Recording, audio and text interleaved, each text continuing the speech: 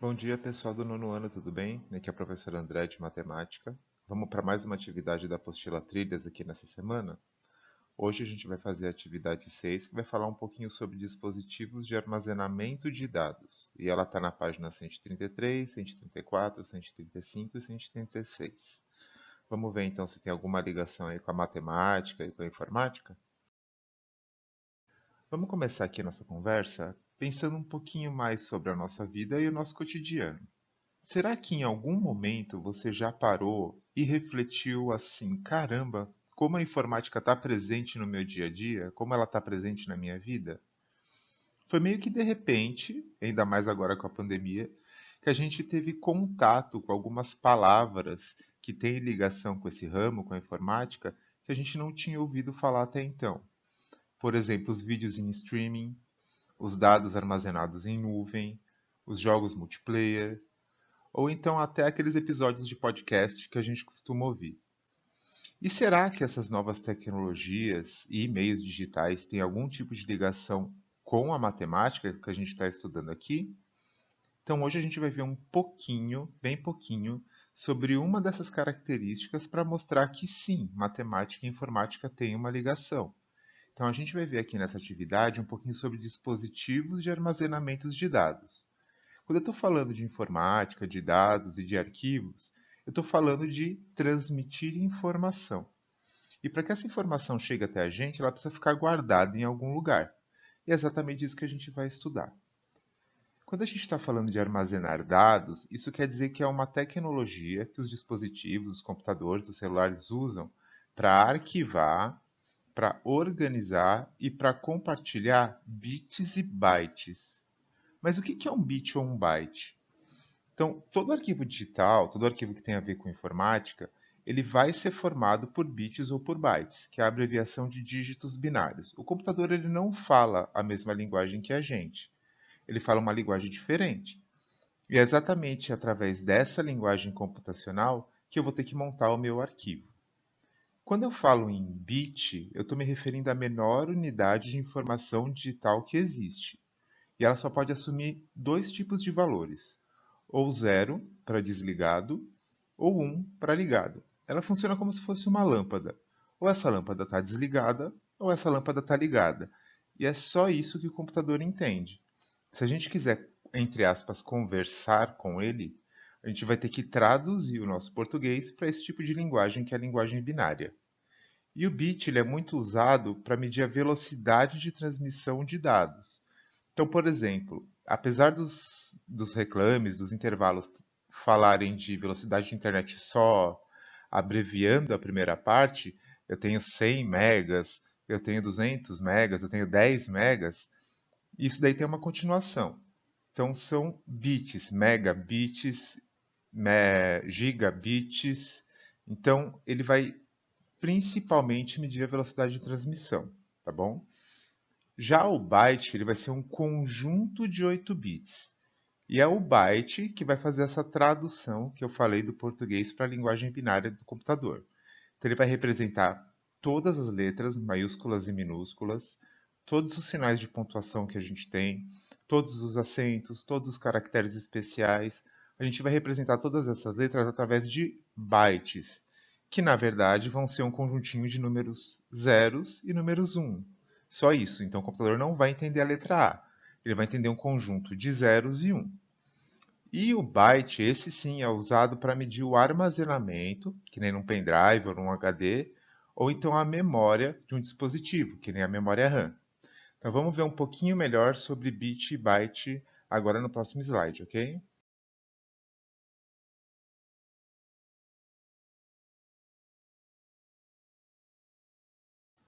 Vamos continuar falando então um pouquinho sobre bits e bytes. E dessa vez a gente vai deixar a ligação que a informática tem com a matemática um pouco mais explícita. Então a gente vai dar uma olhada um pouquinho sobre os números que estão envolvidos nessas duas unidades de medida. Lembra lá no começo que eu falei que um byte ele equivale a um conjuntinho de 8 bits? Então, se eu quiser transformar byte em bits, eu vou ter que multiplicar por 8. Um byte, 8 bits. 2 bytes, dois conjuntinhos de 8 bits, 16 bits. 3 bytes, 3 conjuntinhos de 8 bits, 24 bits. E se eu quiser fazer o contrário, eu vou utilizar a operação inversa. Se byte para bit é multiplicar, de bit para byte eu vou dividir por 8. Então, se eu tenho 32 bits, quantos bytes será que eu tenho? 32 dividido por 8, 4. Então, 32 bits é a mesma coisa que 4 bytes. E aí eu trouxe aqui uma tabelinha com algumas unidades de medida são usadas nos dispositivos digitais. Eu tenho o byte, o kilobyte, o megabyte, o gigabyte, o terabyte, o pentabyte, o exabyte e o iotabyte. Atualmente, a maioria dos dispositivos que a gente encontra, eles já estão trabalhando no ramo do terabyte. E unidades de medidas assim mais robustas, assim que aguentam um armazenamento muito maior, elas são usadas mais por servidores e tudo mais. Mas a gente, assim, no plano consumidor final, a gente ainda está no terabyte. E fazer a transformação dessa unidade de medida de uma para outra vai funcionar igualzinho que a gente acabou de ver de byte para bits. Vai envolver multiplicação e vai envolver divisão. Só que aqui é com um número diferente. Em vez de ser 8, agora a gente vai trabalhar com 1024. Então, se eu pegar lá na tabelinha de cima para baixo, ou seja, da unidade menor para maior, eu vou ter que realizar uma conta de divisão. Então, se eu quiser transformar byte em kilobyte, eu vou ter que dividir por 1024. Kilobyte para megabyte, eu vou ter que dividir por 1024. Então, você sempre vai dividindo por 1024. Se você quiser dar um pulo maior de byte para megabyte, você vai ter que fazer essa operação duas vezes. Então, byte para kilobyte divide por 1024, pega o resultado, divide por 1024 de novo, você chega no valor do megabyte.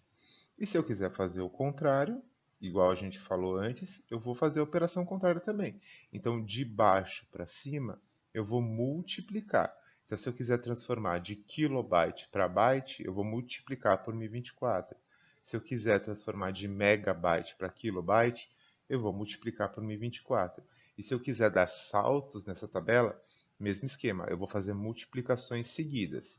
Se eu quiser ir de megabyte para byte, então vou pegar lá a informação em megabyte, multiplicar por 1024, vou ter kilobyte. Pegar o resultado, multiplicar por 1024 de novo, aí eu vou ter o byte. Então vocês vão sempre lidar com operações de multiplicação e divisão. E presta bastante atenção nessa última informação, que é a informação que os servidores usam, o iotabyte. Tá vendo como ela é grande, como o número está gigantesco aí, que é um número bem estúpido? Será que na matemática existe algum jeito de fazer contas com um número muito grande ou com um número muito pequeno? Isso a gente vai ver na atividade extra de quarta-feira da semana que vem, tá bom?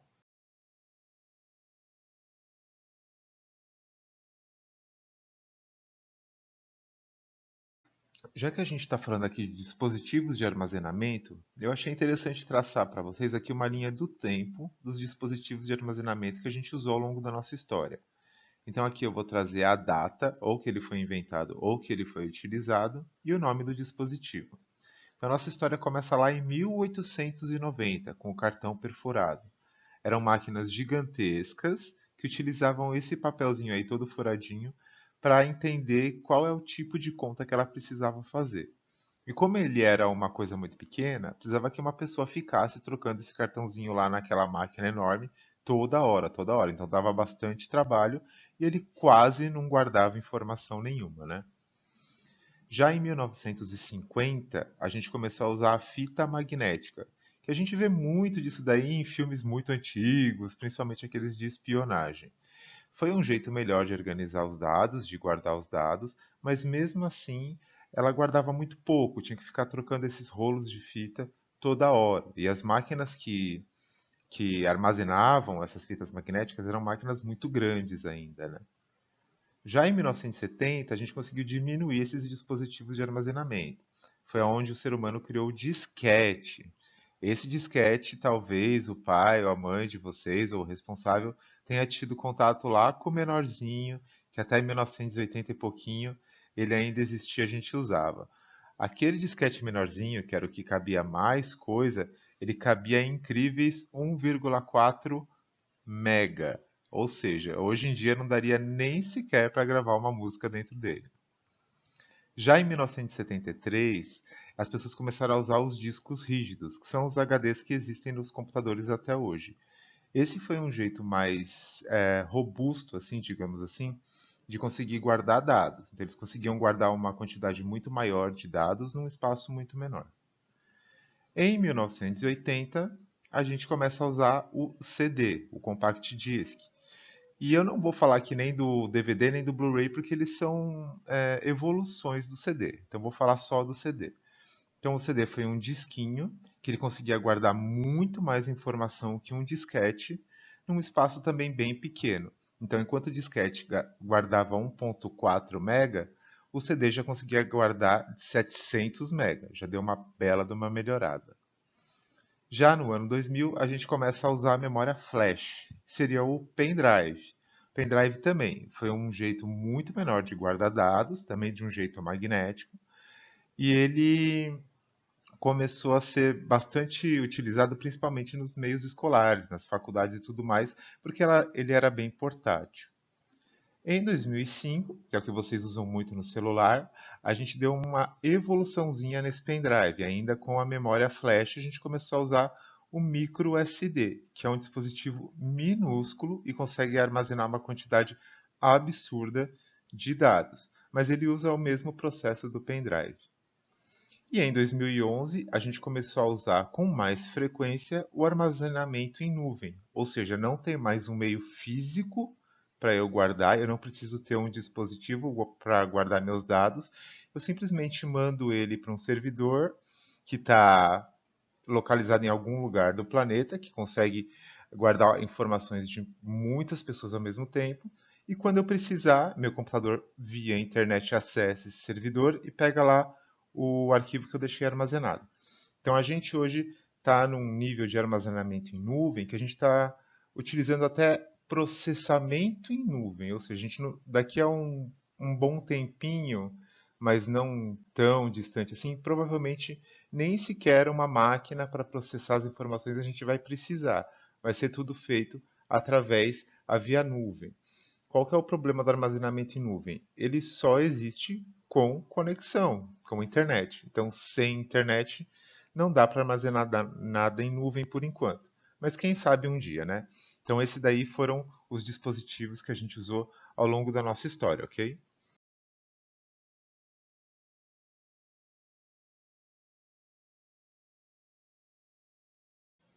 Agora que a gente sabe um pouquinho sobre a história dos dispositivos de armazenamento, o que que é bit, o que que é byte e que relação que isso tem com a matemática, vamos lá para os exercícios.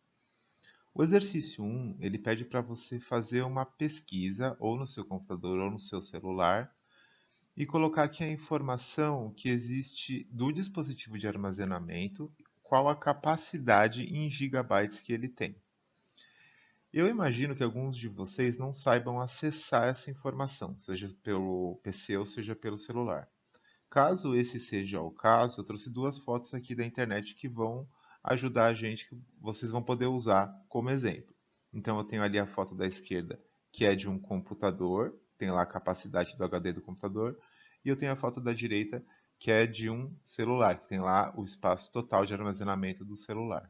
Então, vocês vão escolher aqui, ou vocês vão usar essas fotos que estão aqui, ou vocês podem usar o próprio aparelho de vocês mesmo, com as informações dele mesmo, ok? Um detalhe muito, muito, muito importante. Em todas as atividades que a gente for fazer aqui nessa apostila, principalmente nessa que está lidando com números muito quebrados, muita conta de multiplicação com um número que não é redondo, a gente vai usar a calculadora, porque ela é um instrumento muito importante para a gente perceber o que está acontecendo, quando que a gente está multiplicando, dividindo. A intenção não é ensinar vocês a fazer uma conta de vezes ou de dividir. A intenção aqui é você perceber o padrão de aumento ou diminuição de uma unidade de medida para outra. Então a calculadora aqui vai ser essencial. Então não hesita em usar ela não, ok?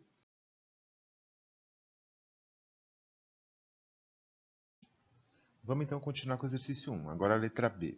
A letra B ele quer que você realize uma transformação com as unidades de medida que a gente acabou de coletar ou do nosso dispositivo de armazenamento, ou então da imagem que eu deixei aqui no slide.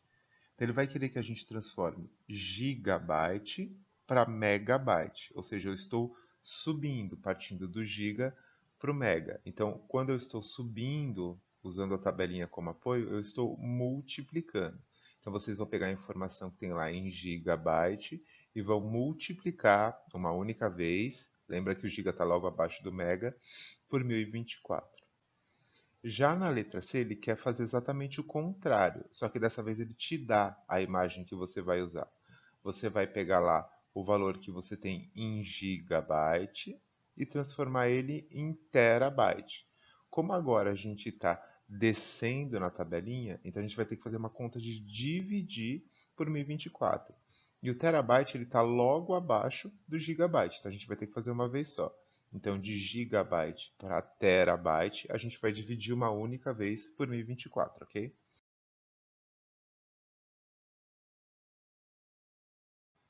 Vamos agora então para o exercício 2. No exercício 2, ele quer que a gente só realize conversão de medida. Só que dessa vez ele já traz as três situações que a gente vai ter que analisar para fazer essa conversão. Então ele tem aqui a letra A, a letra B e a letra C. Vamos começar uma de cada vez. Letra A. Ele fala para a gente que ele tem um HD com 3072 kilobytes e ele quer saber como que a gente escreve essa informação na forma de gigabyte. Então, lembrando um pouquinho da tabela, de kilobyte para gigabyte, eu estou descendo. Toda vez que eu desço, eu divido por 1024. Então, se eu quiser transformar de kilobyte para gigabyte, eu só vou dividir por 1024? Acho que dessa vez eu vou ter que pensar um pouco melhor. Eu não estou indo para a unidade de medida que está logo abaixo do kilobyte. A unidade que está logo abaixo é o megabyte. Eu não estou fazendo isso. Eu estou pulando do quilo para o giga. Então, como eu estou dando um saltinho, eu tenho que fazer uma conta seguida de divisão. Então, de quilo para mega divido por 1024, de mega para giga divido por 1024 de novo. Eu acho mais simples vocês fazerem essas contas em seguida, desse jeito mesmo. 3072 dividido por 1024, pega o resultado e divide por 1024 de novo. Mas se você quiser, você pode fazer também de um jeito único, né, que seria dividido por 1024 ao quadrado. Só que dá um pouquinho mais de trabalho, mas a ideia é a mesma, fazer uma divisão sucessiva aí. Já na letra B, ele já não está mais falando de bytes para giga para quilo, ele está falando de bits e bytes. Então a gente tem que lembrar que quando a gente transforma bit em byte ou byte em bit, a gente não está mais usando o 1024, hein? A gente está usando o 8. Então ele dá para a gente a seguinte situação. Eu tenho um computador com 288 bits e quero transformar em bytes. Volta lá no slide da tabelinha. De bit para byte, eu vou dividir por 8. Então, o que vocês vão ter que fazer aqui? Pega a informação de bit, divide por 8. Aí você vai ter como resposta a informação em byte.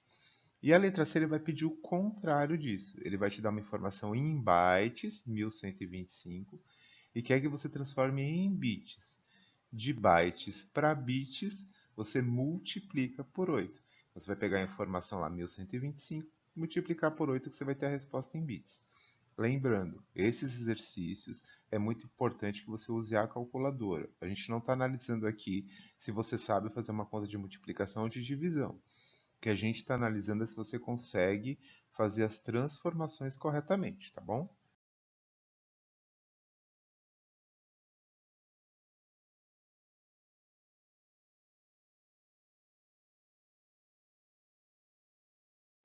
E com isso a gente termina a atividade 6, que é a atividade dessa semana. Eu espero que eu tenha conseguido mostrar para vocês um pouquinho da ligação que existe entre matemática e informática. Elas são duas áreas do conhecimento aí muito próximas que se apoiam uma na outra. Então, a matemática usa muita coisa da informática e a informática usa muita coisa da matemática. Muita coisa da matemática só existe porque a gente utilizou meios informatizados para fazer as contas ou para chegar em algumas conclusões, e muita coisa da informática só existe porque a gente usa matemática, por exemplo, para traduzir a linguagem do português para a linguagem binária, que é a linguagem que o computador entende. Então, A intenção da atividade era mais fazer essa conexãozinha assim, a gente entender um pouquinho melhor que existem outros tipos de números, outros jeitos de fazer cálculos que não os que a gente faz toda hora, vê na escola toda hora. Existem outros jeitos e outras coisas bem interessantes que estão no nosso dia a dia, tá? Se mesmo assim, se mesmo com as explicações, se ainda tiver algum tipo de dúvida, me manda mensagem que eu vou tentar esclarecer, tá bom? E a mensagem que eu sempre deixo para vocês: fiquem bem, se cuidem, cuidem da família de vocês, realizem a atividade para não ficar muito puxado, não ficar com atividade acumulada. Até a próxima, um grande abraço e tchau, tchau.